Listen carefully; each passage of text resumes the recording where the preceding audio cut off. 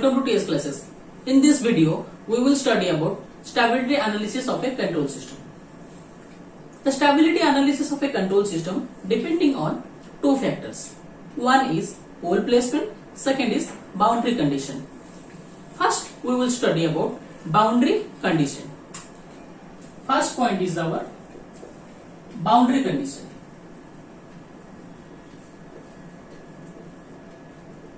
What is this boundary condition?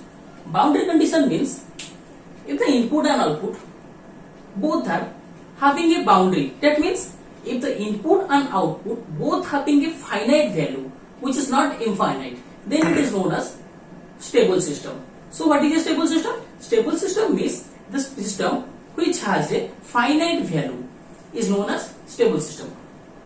Here a point is that is BIBO. BIBO means bounded input, bounded output. If the input is bounded and also output is bounded, or we can say that for the input bounded, if the output is having not an infinite value, that means the output having a particular finite value is known as BIBO, which in this BIBO principle the system is said to be stable. Graphically we will read that if in a graph here time and here output, with increase in the input or increase in the time, if the output value is a finite value. First we will take this graph. In this graph the input and output, input is time is from 0 to time t1, and the value of the output value is maximum, that is here it is having any value. It may be, suppose it is 1 and the minimum value is 0. Here we have written that its value varies from 0 to 1, which is having a finite value. So it is a stable system. Another example is this one. Suppose here it is a continuous graph. Okay, here the minimum value is 0, but the maximum value is infinite. Okay, minimum value is 0 and maximum value is infinite. So, and also it is an increasing signal. So a continuous and increasing or continuous decreasing signal, the signal is unstable signal. Another example is, suppose it is a sinusoidal signal.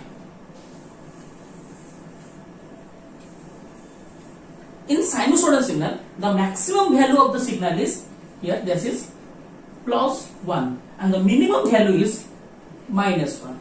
So here the input and output both are bounded. So the maximum value plus 1 and minimum value is minus 1. So it is a bounded signal. Similarly, another point is this one. If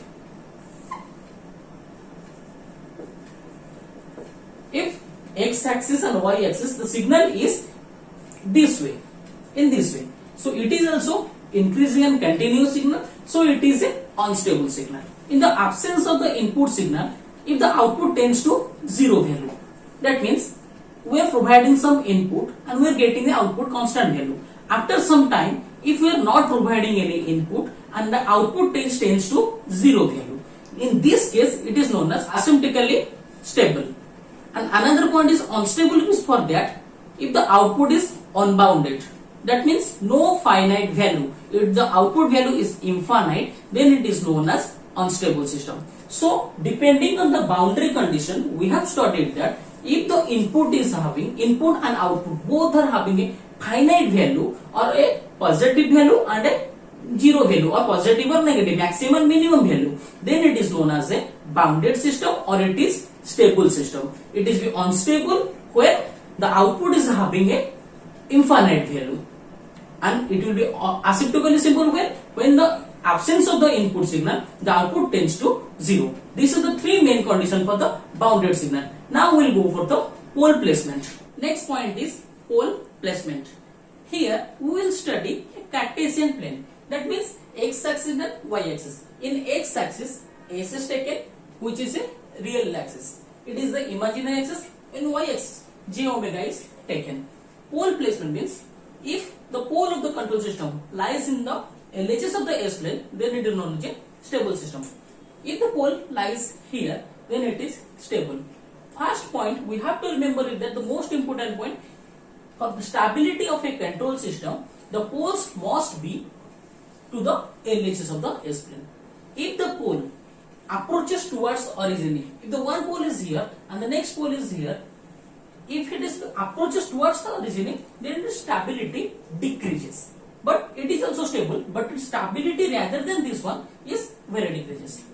Next point is, if the pole lies in the j omega axis, that means here, and it is non-repeated. Non-repeated means only one pole will be here, no other pole is here.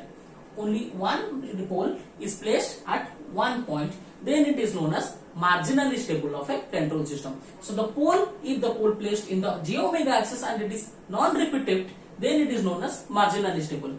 And if this pole, here two poles are there, two times the pole is repeated, then it cannot be marginally stable, it will be unstable system.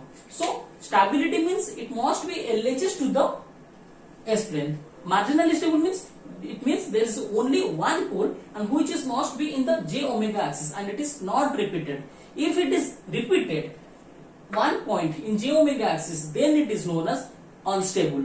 And for unstable, the most important thing is if the pole is like in the RHS of the S-plane, then it will be unstable system. So depending on the pole placement, the stability of a control system we have studied. Here three main points is that first point is that the poles must be to the left side of the control, left side of the S-plane. Second point is that if it is in the j omega axis, it must not be repeated for the condition to be satisfying that marginally stable. If any one of the pole is like in the right hand of the S-plane, then it is known as unstable of a system. So we have studied the stability of control system on two factors. One is pole placement, second is boundary condition. Next we will study how to calculate the stability by various techniques. Okay, today we will study some points. The first technique is Routh-Hurwitz criterion. Routh-Hurwitz is the first technique. Second technique is root-locus technique. Third one is Bode's plate technique. Next is Nyquist plot. And the fifth point is Nyquist criterion. By using these 5 points, we will study all the process how to calculate this stability of a control system. And the next class onwards, we will study one by one all the techniques. In the next class, we will study about the Routh-Hurwitz criterion. Thank you.